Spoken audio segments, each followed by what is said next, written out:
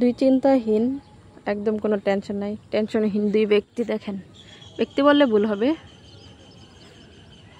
দুজন চিন্তাহীন পৃথিবীর একমাত্র প্রাণী।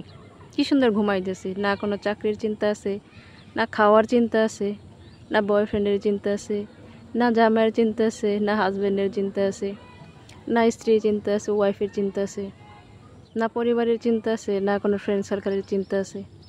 কোনো চিন্তাই নাই, তাড়াতাড়ি। টেনশনহীন লাইফ হচ্ছে এটা। সুন্দর। পশু পাখির জীবন ক্ষণস্থায়ী, কিন্তু সুন্দর, ভালো। দূর দূর হয় মানুষের কাছ থেকে, তবুও ভালো। ইচ্ছা মতো স্বাধীন মতো সব কিছু করতে পারতেছে, অত বেশি মানুষের মতো টেনশন নাই ওদের।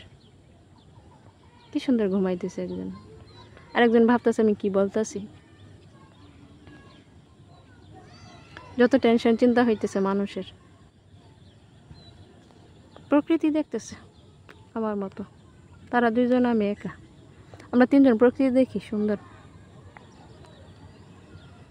এই যে টেনশনহীন প্রাণী, তাদের টেনশন আছে, পাখির টেনশন আছে। এখন বৃষ্টির কাল, ঝড় তুফানের দিন, ঘরবাড়ি ভেঙে যাবে, অনেক টেনশন তাদের। টেনশন তো নাই যে তাদের, ঘুমাইতেছে সুন্দর করে, সুখী পরিবার।